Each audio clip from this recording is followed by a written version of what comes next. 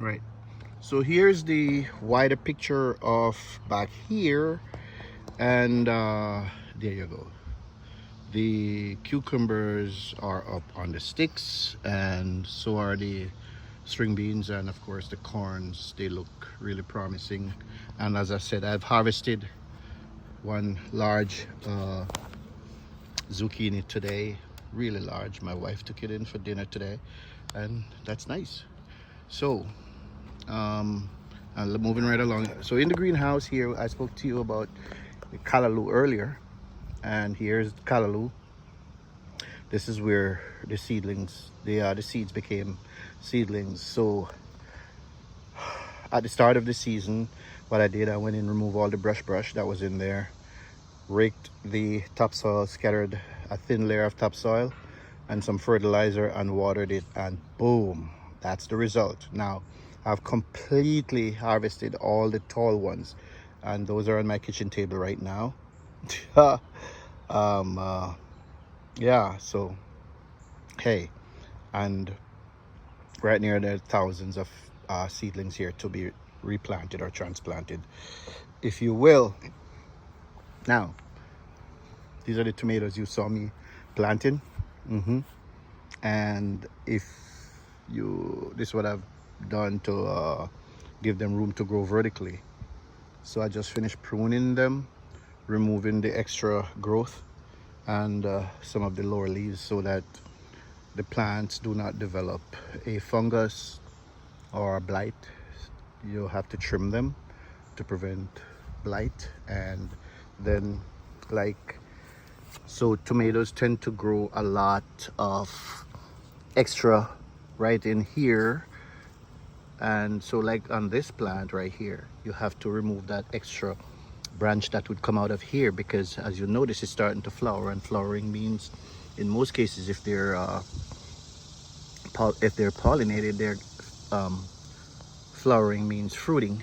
And so I want the mother plant to concentrate on the fruit and not having to sustain all that. There's different branches, and if you look closely, you will see that the tomatoes are starting to fruit here again. So one of the, and a lot of fruiting as they go vertically. One of the things with tomatoes is that tomatoes, when they're tended properly, and I will show you, just let me step over here. That's some callaloo I planted this morning. One of the things with tomatoes, as they okay, so here, this is an example of what I was talking about here, right here. So on here you will see that there is the mother plant has begun to flower, which means fruiting. And of course there's this right here, right in the middle. So you have to remove this so this doesn't take away sustenance from the fruits. And down here again, so I've pretty much done all of that, and so there are young fruits coming up, fruiting all over on these plants. So I've had to go through and remove the extra branches. Now tomatoes, they tend to get heavy, so as you see, you have to tie them and remove the stress of the weight on the branches that hold the tomatoes, or they will just simply tear off and fall to the ground, or the branch will break and not be able to sustain the fruit, right? So if you notice, I've gone through and tied the fruits, the young fruits. I haven't gotten to tying all of them yet. Here are some still untied, but on a branch like this, especially when you're busy and don't have a lot of time, I've had to, because this is my hobby, this is my job, I've had to, as you can notice, on a plant like this now, there is several fruits, 2, 4, 6, 3, 6, 7 fruit, 7 tomatoes. That's gonna be a whole lot of tension on the and stress on the branch. And as you see, when I came out this morning, it bent and was about to tear. So I've lifted it up, tied it, and hopefully it will continue to sustain the fruits until they can be harvested. Here again, 4 fruits, and I have to help them by tying them. And this one, I haven't gotten to this one yet. Uh, here's one with two older fruits that are gonna probably this week gonna require they're gonna get much bigger, so I had to tie those with there's some on the branches down there that I haven't gotten around to have to tie up these. So that's for the tomatoes, and haven't gotten around to tying these fruits yet. Here again I've had to put some of the these plants in pots because didn't have the time to do all the necessary securing that I needed to do to prevent the groundhogs from destroying them. So, and there you are, the peppers. Push up closer so you can see the peppers. All right, peppers. Not only they're beginning to put out peppers, but continue to flower as well. Have a couple more over here. I want to show you. And here you go. These plants are beautiful, and they have different types of peppers, and they're beginning to flower a lot. And there are young peppers. And so in here I've planted callaloo as well, in case you're wondering what are these plants. Remember I told you about the callaloos? So I've planted quite a few in here because they tend to really self-propagate. They you don't have to save the seeds. Next year they're kind of like perennials. The seeds will simply grow up, and all you have to do is tend to them.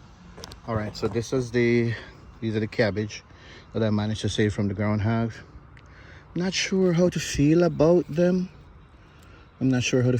Seem like they're being eaten by some type of flies, and yeah, some of the leaves are yellow. So in here I have cabbage, a couple broccoli plants. This one is black broccoli. Right there, that's broccoli. And this is cabbage. Yeah, but these little flies are kind of a problem. Not sure how to feel about them. Maybe I put some more topsoil tomorrow if I have a chance. Some more topsoil and a little fertilizer in the pots. You have to constantly water them when they're in pots because there's a lot of drainage going on. And so you put the water drain. And one of the negative things about potting, which is I'm not a big fan of planting in pots, but I do encourage it if you don't have a lot of backyard space, or if you have no backyard space and you would like to produce some vegetables. I still encourage that, you know, you can use pots, but I have lots of backyard space, as you can see. Not a problem. I have lots of space. The problem is the animals, because my property has a whole lot of woods. It's going far over it. It's just forests. So it's kind of and there's water down there. Not a river, but there's water down there. So the animals tend to congregate there. Deers, deer, all kinds of animals. So they're always looking for food, and so yeah, you have to protect what you plant from them, because of course they have to survive too. I'm not mad at them, but I just have to protect my plants from them. It's just that simple. Yeah, so there's that. And I continue to remove the extra branches from the tomatoes. Sorry for the quality of the video. I'm moving and talking and working as I speak to you. All right, so over here now, this is a new patch that I prepared. And again, this is the much loved callaloo.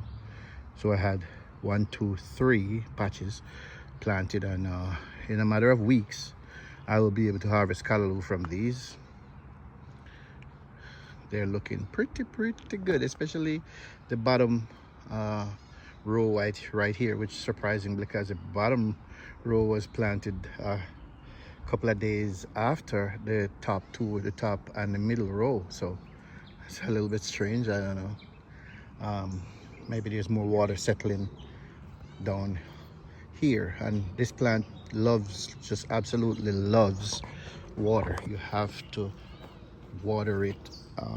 You know, when I was a kid, I used to see the farmers plant callaloo, and those who are really serious about this had to they had water. They watered this. They had the pipes going on this plant every day, all day, all night. So water doesn't bother it. It thrives with a lot of water. Now, and these two rows over here are I prepared these two beds this weekend, and I woke up this morning and planted these and gave them a lot of water. But as you can see, I don't know, it's probably about 80 something degrees outside today, and so as you can see, they bow their heads. They tend to bow their heads. No matter how much water you put on, when you just transplanted them, they bow their heads. So hopefully they will unbow those heads and stand up. But I think if all goes well, we've been having rains sometimes at night. If all goes well, these plants will hold their heads up by the time I wake up in the morning. These plants will have their heads up, and it will be a beautiful look. Everything will look like they've been planted at the same time, despite the fact that they haven't. So again, it's my backyard garden. Thanks for joining me. Until next time.